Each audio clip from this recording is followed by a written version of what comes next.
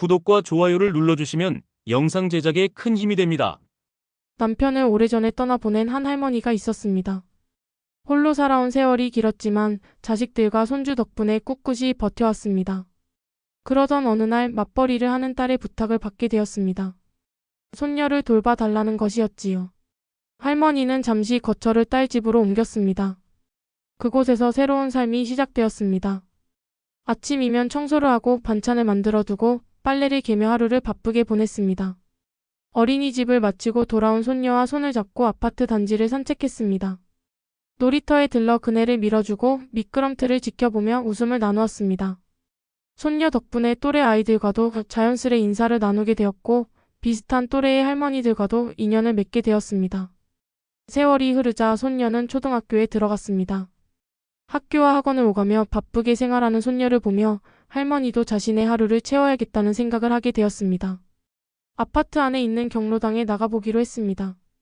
그곳에서 많은 또래 어르신들을 만났습니다. 서로의 애환을 나누고 건강과 생활에 대한 정보를 주고받으며 금세 친해졌습니다. 그제야 딸 집에서의 생활이 훨씬 수월해지고 외로움도 덜해졌습니다. 그 무렵 한 할아버지를 만나게 되었습니다. 자식들은 모두 출가하고 혼자 살아가는 분이었습니다. 여행을 즐기고 사진 찍는 것이 취미라며 늘 여유롭고 점잖은 모습이었습니다. 아파트 단지에 벚꽃이 만개하자 카메라를 들고 이곳저곳을 찍으며 웃음을 나누는 그분은 단번에 사람들의 관심을 모았습니다. 특히 사진을 잘 찍어주어 어르신들 사이에서도 인기 만점이었습니다. 할머니와 할아버지는 자주 대화를 나누게 되었습니다. 점차 문자도 주고받으며 서로의 안부를 챙겼습니다. 전 남편과의 결혼 생활이 따뜻하지 않았던 할머니에게 이 만남은 더욱 특별하게 다가왔습니다. 남편은 늘 이기적이었고 따뜻한 말 한마디 해준 적이 없었습니다. 하지만 이 할아버지는 달랐습니다. 할머니의 말에 귀 기울이고 마음을 위로해 주었습니다. 딸과 사위가 당연하게 여기는 살림과 육아 속에서 느낀 서운함조차도 이 할아버지는 이해해주고 위로해 주었습니다. 그럴수록 할머니 마음은 점점 그에게 기울어 갔습니다. 그러던 어느 날 그 할아버지는 평소와 달리 낯설게 변했습니다. 마치 일부러 피하는 듯한 태도였습니다. 할머니는 어리둥절했습니다. 그날 저녁 딸에게 이야기를 꺼냈습니다. 자신의 하루를 나누며 할아버지와의 만남을 얘기했지요. 그러자 딸의 표정이 굳어졌습니다. 그리고 예상치 못한 말을 꺼냈습니다. 그 할아버지에 대한 소문이 있다는 것이었습니다. 경로당의 할머니들에게 함께 살자고 속삭이며 돈을 빌리고 갚지 않았다는 이야기가 돌고 있었습니다. 어떤 이는 집을 담보로 대출까지 받아 빌려주었지만 결국 돈을 받지 못한 채 시골로 내려가 힘겹게 살고 있다는 얘기였습니다. 딸은 단호히 말했습니다. 엄마, 그분 조심해야 해요. 좋은 사람이 아니에요. 할머니는 눈앞이 아득해졌습니다. 가슴속 깊이 믿었던 사람이 혹시 자신을 속이고 있었던 걸까? 그 순간 지난날의 따뜻했던 말과 미소가 모두 의심으로 바뀌었습니다. 그리고 무엇보다 자신도 이미 그에게 마음을 내어주고 있었다는 사실이 더 큰 충격이었습니다. 사실 할머니는 이미 중요한 약속을 했습니다. 할아버지는 남은 인생을 함께하자고 말했습니다. 경치 좋은 곳에 집을 사서 살자고 했습니다. 본인의 집은 이미 내놨으니 할머니도 집을 정리하라고 했습니다. 그 말을 믿고 할머니는 집을 담보로 돈을 빌려 그에게 건넸습니다. 망설임조차 없었습니다. 진심으로 미래를 함께할 거라 믿었기 때문입니다.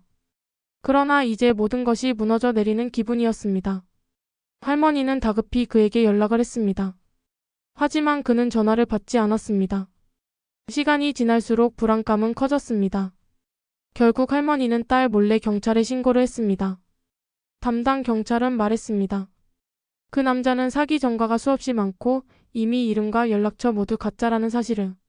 심지어 이 아파트 주민도 아니었습니다. 평생을 사기와 교도소 생활로 반복해온 사람이었습니다. 경찰은 덧붙였습니다. 검거는 하겠지만 돈은 아마 돌려받기 어려울 겁니다. 할머니는 하늘이 무너지는 듯 했습니다. 믿음이 산산조각 났고 남은 건 깊은 배신감뿐이었습니다. 하지만 딸과 사위에게는 차마 말하지 못했습니다. 그저 홀로 눈물을 흘리며 괴로운 날들을 보냈습니다. 은행에서 독촉장이 쌓여갔습니다. 결국 할머니가 소중히 지켜온 집은 법원에 넘어갔습니다. 얼마 후 경찰에게 연락이 왔습니다. 그 사기꾼은 검거되었지만 잃은 돈은 끝내 회수되지 못했습니다. 이미 수많은 피해자들이 있었던 것입니다. 할머니는 자신을 원망했습니다. 바보 같았다고 어리석었다고 왜 믿었을까 하고 자책했습니다. 그러나 시간은 되돌릴 수 없었습니다. 딸과 사위는 어느새 손녀가 스스로 자라나고 있음을 알게 되었습니다. 축제도 스스로 하고 학원도 혼자 다닐 만큼 성장해 있었습니다. 그래서 그들은 할머니에게 말했습니다. 이제 엄마 인생을 사세요. 더 이상 저희만 챙기지 마시고 엄마 삶을 사셔야죠. 그 말은 따뜻했지만 할머니 마음은 무거웠습니다. 갈 곳이 없었고 자신이 짐이 되고 있다는 생각만 들었습니다. 결국 할머니는 고향으로 내려갔습니다. 오래전부터 연락을 이어온 언니와 함께 농사를 지으며 살아가기로 했습니다. 그리고 스스로 다짐했습니다. 자신의 인생에서 남자는 늘 비극이었지만 이제는 다시는 기대지 않겠다고. 더 이상 속지 않고 더 이상 의지하지 않고 오직 자신의 힘으로 살아가겠다고.